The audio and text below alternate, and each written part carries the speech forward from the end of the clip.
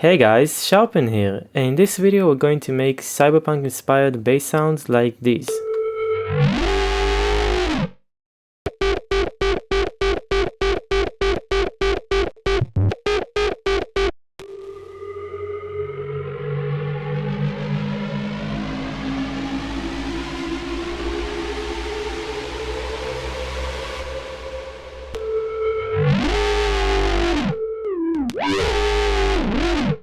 In addition to that, we're also going to briefly talk post-processing to turn them into building blocks for tracks like these.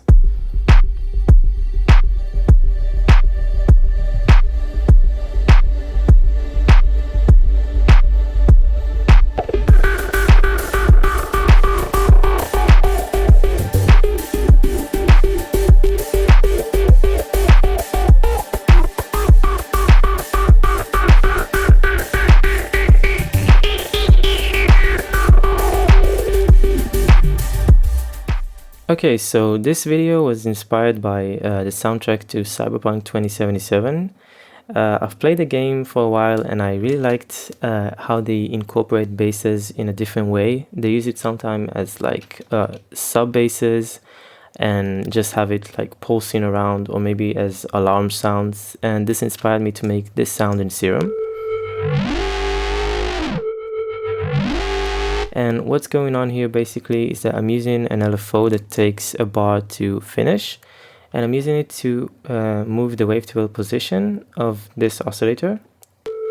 So this oscillator looks like this at the beginning, and at the end it looks like this. It basically sort of like stretches out the wavetable over time, but I'm aware that some of you might not have this wavetable, so let's demonstrate with a sine wave. You can do a similar thing with just a sine. All you need is to use the sync function. It pretty much acts the same way. It sort of stretches out the wavetable.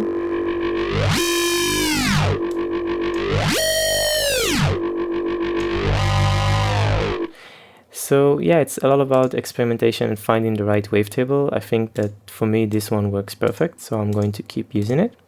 And in addition to that, I'm also using a high pass filter. It's in the normal filters, and it sort of removes the low end from the beginning of the sound and brings it back near the end of the bar.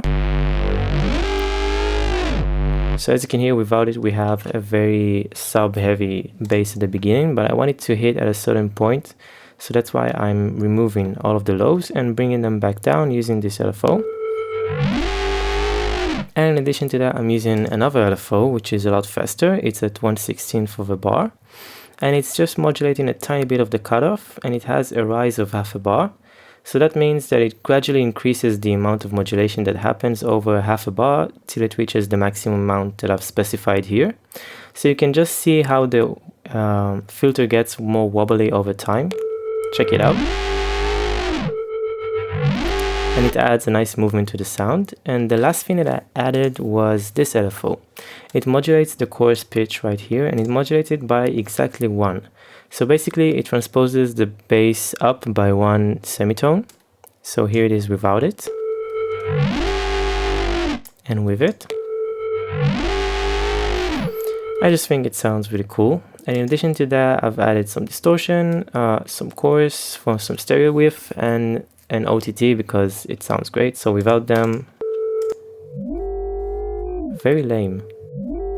Distortion, chorus, and OTT. Now I wanted to make this sound interesting and have it like as a main core concept of this track. So in order to do that, I've started experimenting with other ways to mess with it. So here I have another example where I'm using the LFO over 4 bars instead of 1 bar. So that means it takes a lot of time to stretch the wavetable position from here to here. So that creates a very long riser, and once you add reverb, it sounds really cool. So let's hear it 1 second without the reverb.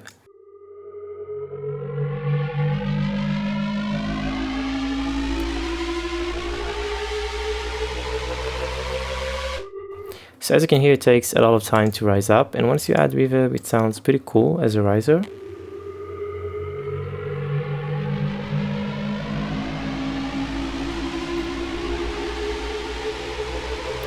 And that's exactly what I liked about the Cyberpunk soundtrack, where you have like a lot of cool basses that can act as things that aren't as mainstream as like EDM drop basses and stuff like that. And I've also made another version where it's fast-paced. So I've changed the LFO to look like this. It has a stub at the start, and then the same thing happening at the second part of the LFO, and it's at 1/8 of a bar, so it sounds like this,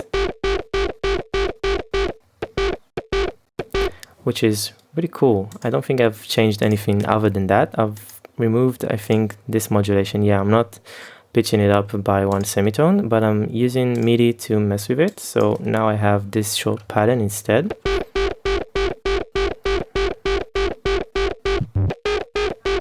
Oh yeah, I have this very low note that sounds really cool.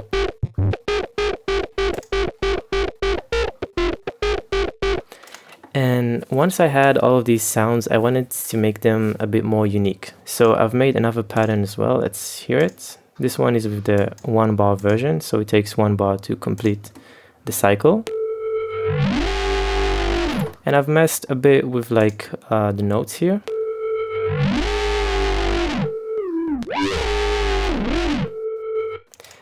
It sounds pretty nice. And then I've used Patcher.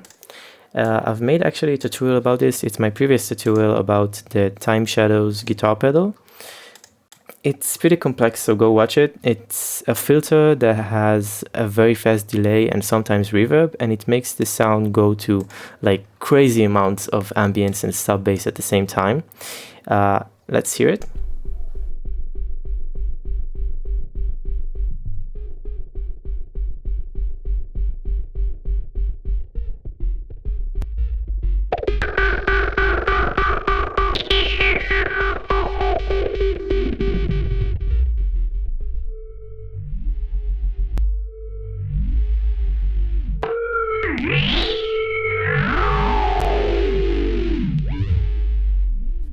So as you can hear, this thing turns like the very basic sound that we've made into like very ambient bass, trippy stuff.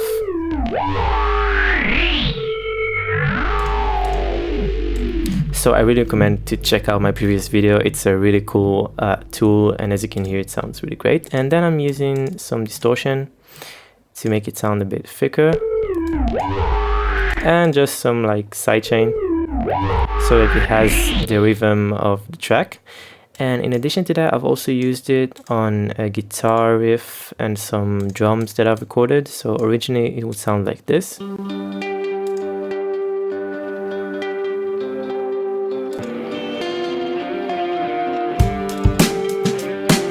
So as you can hear, it sounds very normal, but once I add this effect, it can get really trippy out of very basic sounds.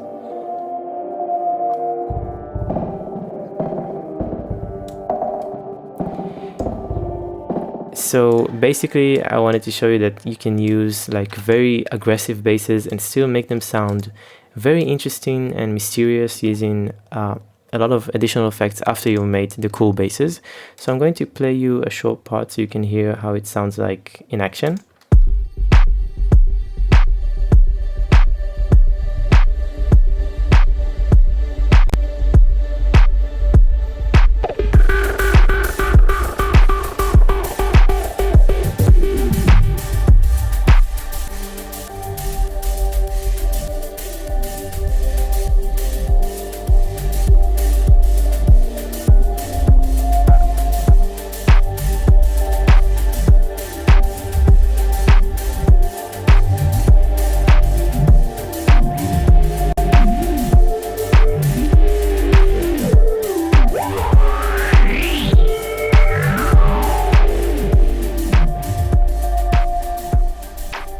So basically, while this isn't like 100% recreation of a specific bass from Cyberpunk, it really like captures the essence of their use of sound design and basses and other instruments to create this very subby yet trippy ambience atmosphere sort of IDM track.